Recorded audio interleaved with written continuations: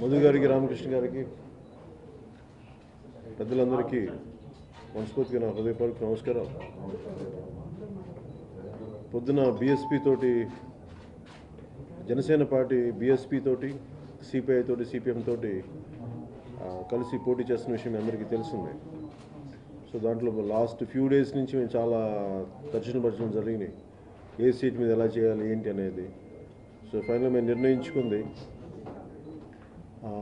CPM 7 assembly స్థానాలు, 2 parliament స్థానాలు, అలాగే సిపిఐ 7 అసెంబ్లీ స్థానాలు, 2 పార్లమెంట్ స్థానాల్లో సీట్లు సర్దుబాటు జరిగింది. దాని గురించి ఒకసారి మధు గారిని కానీ, కాబట్టి ఇది మేము ఆశిస్తుంది ఏంటంటే, ఎక్కడో చోట అంటే ఎందుకు మేము ఇలాంటి నిర్ణయాలు తీసుకున్నాం, చాలా సరికొత్త విధానంలో ఎందుకు ఆలోచిస్తున్నాం అంటే, ఎక్కడో ఎంపీ గేమ్ అనేది, ఎమ్మెల్యే గేమ్ అనేది 40 కోట్లు, 50 కోట్లు, 70 కోట్లు, అసలు ఎవరు పిచ్చి లెక్కలతో అసలు ప్రజాస్వామ్యం అస్తవ్యస్తంగా తయారైపోయిన పరిస్థితి. ఎక్కడో ఇంక దీన్ని మార్చాలి అంటే మేము కొంచెం ధైర్యంగా పోటీ చేయాల్సి వస్తుంది, కొన్ని ధైర్యమైన నిర్ణయాలు తీసుకోవాల్సి వస్తుంది.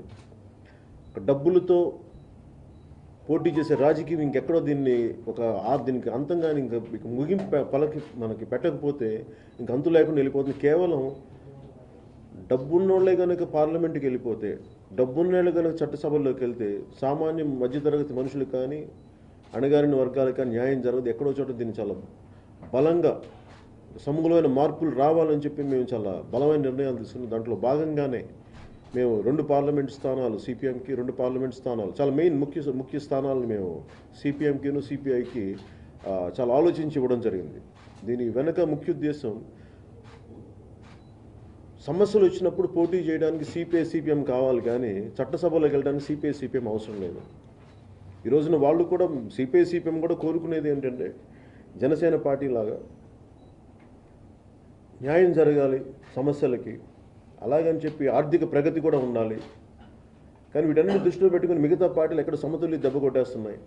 వీటన్నిటి దృష్టిలో పెట్టుకొని 4 పార్లమెంట్ నుంచి వామపక్షాలు మేము ఇవ్వడం మాకు చాలా వ్యక్తిగతంగా చాలా ఆనందం కలిగించింది.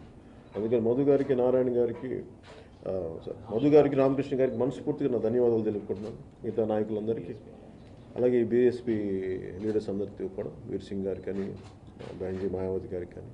అందుకని ఒకసారి మధు గారిని లిస్ట్ మీరు లాస్ట్ ప్రెస్ రిలీజ్ చేసేద్దాం. అలాగే దీంతోపాటు ఈ లిస్టు ప్రెస్ రిలీజ్ చేస్తాం. అలాగే ఇంకొక 32 మేము స్థానాల నుంచి జనసేనది ఇంకొక కొద్దిసేపట్లో జాబితా విడుదల చేస్తాం. మిత్రులారా, రాష్ట్రంలో ఒక కొత్త రాజకీయాన్ని ప్రవేశపెట్టాలని, రాష్ట్రంలో నెలకొన్న తెలుగుదేశం వైఎస్ఆర్సీపీ యొక్క గుత్తాధిపత్యాన్ని దెబ్బతీయాలని, డబ్బు రాజకీయానికి స్వస్తి పలకాలని ఒక మంచి ఉద్దేశంతో ఈ కాంబినేషన్ ఈరోజు ప్రజల ముందుకు వస్తూ ఉంది. అందువల్ల ఒక సీటు అటో ఇటో ఏమైనప్పటికీ కూడా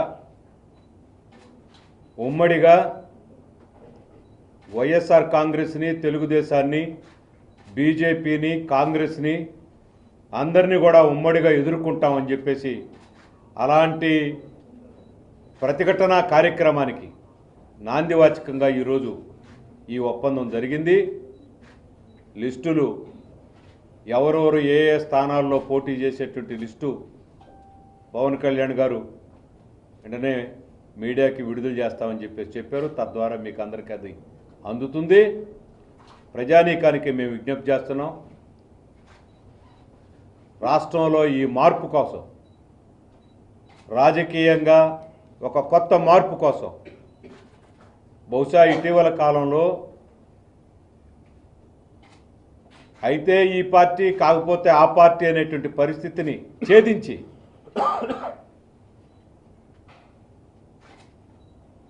తృతీయ శక్తి ఒక బలమైనటువంటి శక్తిగా ముందుకు వచ్చేదానికోసం ఒక మంచి ప్రయత్నం జరుగుతూ ఉంది.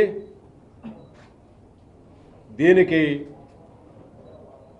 ఈ ఒడంబడిక, ఈ పొత్తు, ఎన్నికల సర్దుబాటు ఖచ్చితంగా తోడ్పడుతుందని చెప్పేసి మేము గట్టిగా నమ్ముతున్నాం. ఆ రకంగా ప్రజానీకం అంతా కూడా సహకరించాలని చెప్పేసి మేము విజ్ఞప్తి చేస్తాం. మిత్రులందరికీ నమస్కారాలు. ఇవాళ రాష్ట్రంలో Janasena, Bahujan Samaj party, CPI, CPM 4 పార్టీలు కూడా ఒక కూటమిగా ఏర్పడి అనేక మంది మేధావులు, అదేవిధంగా ప్రజాతంత్ర శక్తులు, ఇతర అభ్యుదయ భావాలు కలిగిన వారందరి సహకారంతో కూడా మేము ముందుకు పోవడానికి నిర్ణయించుకున్నాం. ఇవాళ దేశ రాజకీయాల్లో స్పష్టంగా మార్పు రావాలి, అదేవిధంగా మన రాష్ట్ర రాజకీయాల్లో కూడా ఖచ్చితంగా మార్పు రావాలని మేమందరం కూడా కోరుకుంటా ఉన్నాం. ఇవాళ నరేంద్ర మోడీ గారు ప్రధానమంత్రి అయిన తర్వాత భారతదేశ రాజకీయాల్లో ఒక కొత్త పోకడ మనం చూస్తూ ఉన్నాం. ఈరోజు అన్ని రంగాల్లో కూడా ఒక ఏకపక్ష విధానాన్ని ముందుకు తీసుకుపోయారు. మన రాష్ట్రానికి అన్ని విషయాల్లో కూడా, ప్రత్యేక హోదా విషయంలో, విభజన హామీల అమలు విషయంలో, ప్రతి దాంట్లో కూడా మనకు సంపూర్ణంగా అన్యాయం చేశారు. కాబట్టి వాళ్ళ కేంద్రంలో నరేంద్ర మోడీ ప్రభుత్వం పోవాలని మేము కోరుతా ఉన్నాం. అదేవిధంగా మన రాష్ట్రంలో గత 5 ఏళ్ల పాలన కాలంలో చంద్రబాబు నాయుడు మాటల గారడి తప్ప ఇవాళ చేసింది ఏమీ లేదు. అభివృద్ధి పేరుతో మంత్రం చేస్తూ ఉన్నాడు తప్ప రాష్ట్రాన్ని అప్పుల్లో ఊపిలో కూర్చాడు. ఇంకా అసెంబ్లీ గురించి చెప్పాలంటే అసెంబ్లీలో ఒక్కనాడు కూడా ప్రజల సమస్యలపైన అర్థవంతమైన చర్చ జరగడం లేదు. ప్రతిపక్షం అనేది టోటల్గా ఫెయిల్ అయిపోయింది.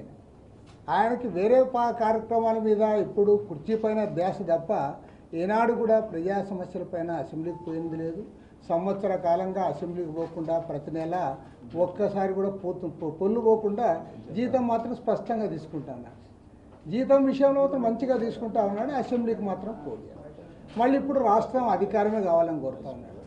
కాబట్టి ఈరోజు జనసేన, బీఎస్పీ, సిపిఐ, సిపిఎం 4 పార్టీలు కూడా ఒక స్పష్టమైన విధానంతో మేము ప్రజల ముందుకు వస్తూ ఉన్నాం. ప్రజలందరూ కూడా కోరేది ఒకటే, మార్పు కావాలనే వాళ్ళు మమ్మల్ని ఆశీర్వదించండి. ఈ రాష్ట్రం బాగుపడాలి, రాష్ట్రం ముందుకు పోవాలి, ప్రజాస్వామ్యం మనగలగాలంటే మమ్మల్ని ఆశీర్వదించండి. ఎందుకంటే ఇవాళ ఇద్దరు కూడా టోటల్గా డబ్బు చుట్టూ తిప్పుతూ ఉన్నారు. 30-40 కోట్ల రూపాయలు ఉంటే తప్ప ఎంపీ టికెట్ ఇచ్చే పరిస్థితి లేదు. మొత్తం కోట్లాది రూపాయలు ఉన్న వాళ్ళకి ఇవాళ బీఫారాలు ఇచ్చే పరిస్థితి ఆ 2 పార్టీల్లో చూస్తూ ఉన్నాం. అటు చట్టసభల్లో, పార్లమెంట్లో కానీ, అసెంబ్లీలో కానీ కోటీశ్వర్లే తిష్ట వేస్తే సాధారణ ప్రజల గురించి మాట్లాడే వాయిస్ కరువు అయిపోతా ఉంది.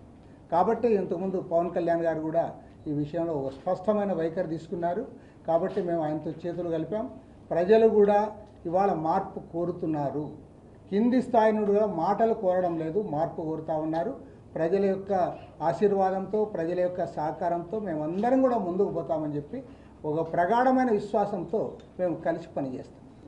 ఇందాక ముందే లోపలికి వస్తున్నప్పుడు కేంద్ర డిఫెన్స్ మినిస్టర్గా చేసిన మన గోవా ముఖ్యమంత్రిగా చేసిన మనోహర్ పారీకర్ గారు కాలం చెల్లటం, వారి ఆత్మకి శాంతి చేకూరాలని వారి కుటుంబ సభ్యులకి నా ప్రగాఢ సానుభూతిని తెలియజేస్తున్నాను. ముఖ్యంగా ఆయనకి సంబంధించి ఆయన వ్యక్తిగతంగా బాగా తెలుసు నాకు. ఆయన 2014లో ఇద్దరం కలిసి క్యాంపెయిన్లంతా పాల్గొన్నాం. సో ఆయన లాస్ట్ కొన్ని నెలలుగా నాకు దాదాపు సంవత్సరాలుగా ఆయన సఫర్ అవుతున్న విధానం నాకు తెలుసు. ఇది కొంచెం నాకు బాధ కలిగించింది, ఆవేదన కలిగించింది. వారి ఆత్మకి ఇంకొకసారి ఒకసారి వారి ఆత్మకి శాంతి చేకూరాలని వారి కుటుంబ సభ్యులందరికీ, వారి స్నేహితులకి, భారతీయ జనతా పార్టీ సభ్యులందరికీ నా ప్రగాఢ సానుభూతిని తెలియజేస్తాను.